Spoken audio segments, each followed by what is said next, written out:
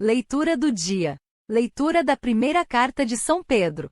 Caríssimos, revesti-vos todos de humildade no relacionamento mútuo, porque Deus resiste aos soberbos, mas dá a sua graça aos humildes. Rebaixai-vos, pois, humildemente sob a poderosa mão de Deus, para que, na hora oportuna, Ele vos exalte. Lançai sobre Ele toda a vossa preocupação, pois Ele é quem cuida de vós. Sede sóbrios e vigilantes. O vosso adversário, o diabo, rodeia como um leão a rugir, procurando a quem devorar. Resisti-lhe, firmes na fé, certos de que iguais sofrimentos atingem também os vossos irmãos pelo mundo afora. Depois de terdes sofrido um pouco, o Deus de toda graça, que vos chamou para a sua glória eterna em Cristo, vos restabelecerá e vos tornará firmes, fortes e seguros. A Ele pertence o poder pelos séculos dos séculos. Amém. Por meio de Silvano, que considero um irmão fiel junto de vós, envio-vos esta breve carta para vos exortar e para atestar que esta é a verdadeira graça de Deus, na qual estáis firmes. A igreja que está em Babilônia, eleita como vós, vos saúda, como também Marcos, o meu filho. Saudai-vos uns aos outros com o abraço do amor fraterno. A paz esteja com todos vós que estáis em Cristo. Evangelho do dia. Proclamação do Evangelho de Jesus Cristo segundo Marcos. Naquele tempo, Jesus se manifestou aos 11 discípulos e disse-lhes: Ide pelo mundo inteiro e anunciai o Evangelho a toda criatura. Quem crer e for batizado será salvo. Quem não crer será condenado. Os sinais que acompanharão aqueles que crerem serão estes: expulsarão demônios em meu nome, falarão novas línguas. Se pegarem em serpentes ou beberem algum veneno mortal não lhes fará mal algum. Quando impuserem as mãos sobre os doentes, eles ficarão curados. Depois de falar com os discípulos, o Senhor Jesus foi levado ao céu, e sentou-se à direita de Deus. Os discípulos então saíram e pregaram por toda parte.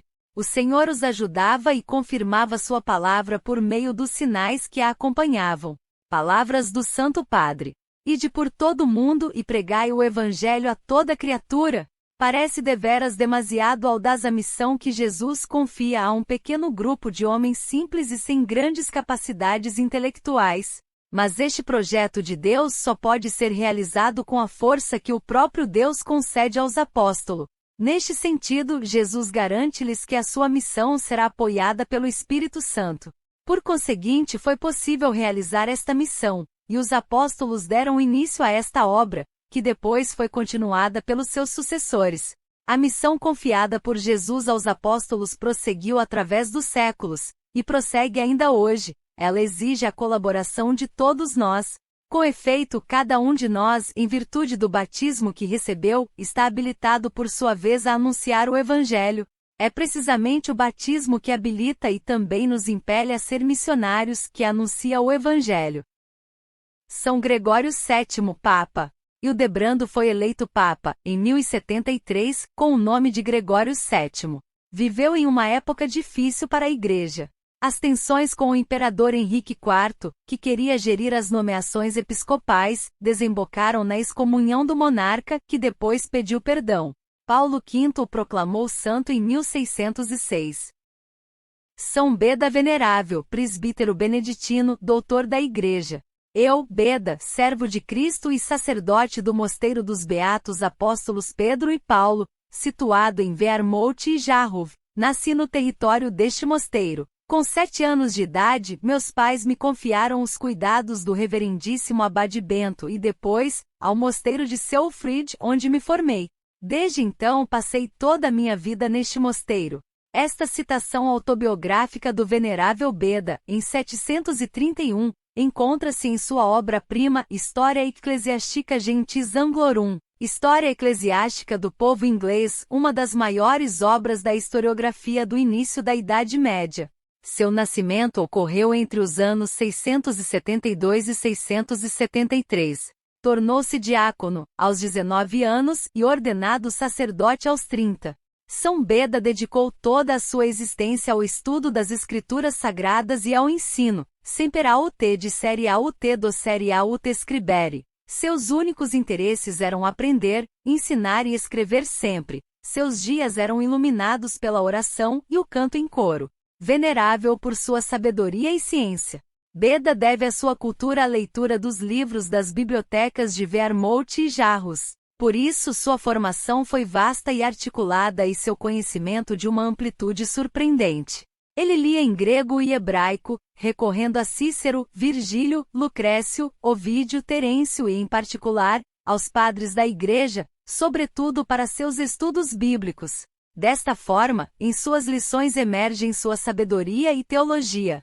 A didática de Beda era interdisciplinar que o levava a aprofundar os textos sagrados, também através de autores da antiguidade pagã e do conhecimento científico de seu tempo. Os frutos do seu conhecimento foram os inúmeros escritos teológicos, históricos e científicos, como também suas obras eruditas e pedagógicas.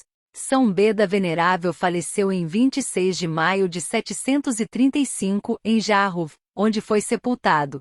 Seus restos mortais foram transferidos, em 1022, para a Catedral de Daron por desejo de Eduardo o Confessor, o penúltimo dos reis dos anglo-saxões e rei da Inglaterra. O título de venerável que Beda recebeu já durante a sua vida, pela sua fama de santidade e sabedoria, se difundiu rapidamente, tanto que o Conselho de Aquisgrana o descreveu como Venerabilis e Modernis Temporibus Doctor Admirabilis Beda Venerável e Magnífico Doutor dos nossos tempos. Por fim, o Papa Leão XIII o declarou, em 13 de novembro de 1899, Doutor da Igreja. Os escritos. Beda foi autor do primeiro martirológio histórico, escreveu manuais para os monges copistas, redigiu o Liber de Loquela per Gestum Digitorum, que ensinava a fazer conta com os dedos, compôs poemas e versos, dedicava-se sobretudo à história, comentando e interpretando de modo especial as Sagradas Escrituras. As Sagradas Escrituras foram a fonte constante da reflexão teológica de Beda, disse Bento XVI em sua catequese na audiência geral de 18 de fevereiro de 2009, toda dedicada ao monge inglês.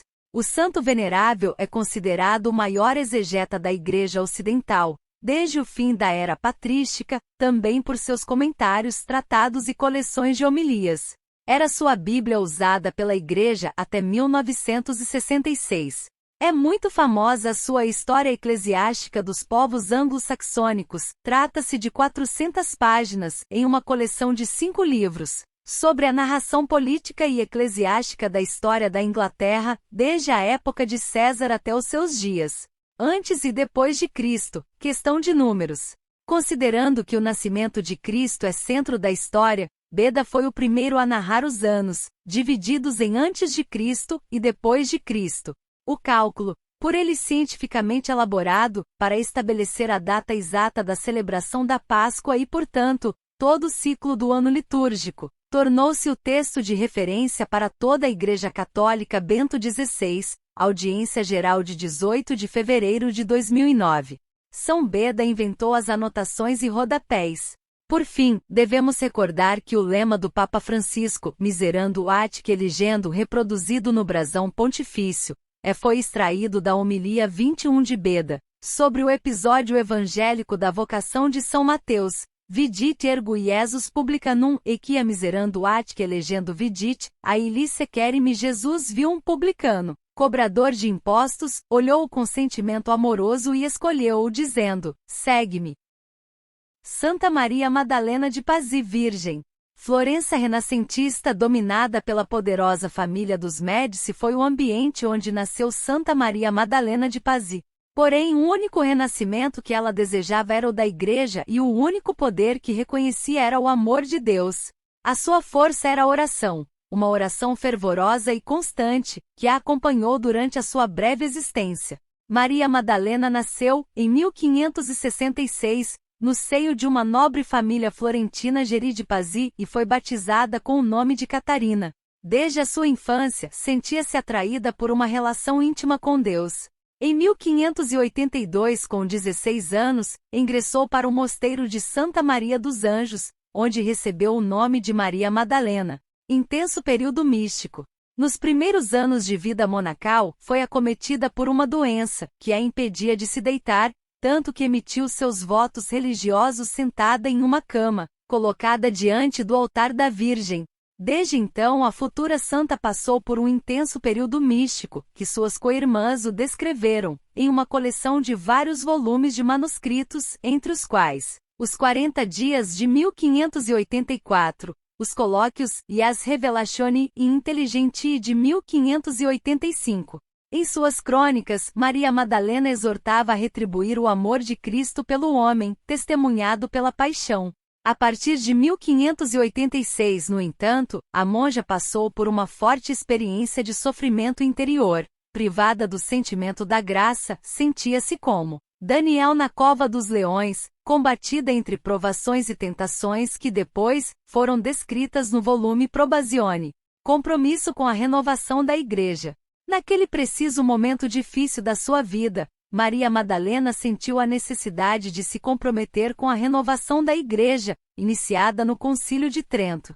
A religiosa começou a escrever várias cartas ao Papa Sisto V, aos cardeais e arcebispos, inclusive o de Florença, Dom Alessandro dos Médici, futuro Papa Leão X. Em suas missivas, a santa reiterava a necessidade de uma renovação da Igreja, também para combater a tepidez de tantos batizados. No total, as suas missivas, ditadas em momentos de êxtase e talvez jamais enviadas, foram 12. Nelas, Madalena afirmava com coragem escrever como esposa e não como serva de Deus, e agir para um aprofundamento teologal de uma aliança esponsal com o Senhor, rica de um amor puro e sem comparação como o amor do Filho. Venham amar o amor. Em 1590 terminou o período obscuro de Maria Madalena. Com energias renovadas, decidiu dedicar-se à formação das noviças, tornando-se seu ponto de referência. Venham amar o amor. Pedia às co-irmãs, exortando-as a difundir o anúncio do amor de Deus por todas as criaturas. Logo a seguir, porém, adoeceu gravemente de tuberculose. Padeceu, por 3 anos, de sofrimentos atrozes, que a obrigaram a se retirar da vida ativa da comunidade e a mergulhar completamente no puro sofrimento por amor a Deus. Santa Maria Madalena de Pazzi faleceu em 25 de maio de 1607. Com apenas 41 anos. A centralidade da Trindade. A fama de santidade de Maria Madalena já havia se espalhado, tanto que em menos de 20 anos da sua morte, em 1626, o Papa Urbano VIII a proclamou beata. Papa Clemente IX a canonizou, em 28 de abril de 1669. Hoje seus restos mortais, incorruptíveis, descansam no mosteiro a ela dedicado no bairro Caregui de Florença. A grande mística florentina deve-se à centralidade da Trindade na vida espiritual e eclesial, e à vida de experiência interior, como profundo amor a Deus. Porque, enfim, Maria Madalena de Pazzi era uma grande apaixonada pelo amor.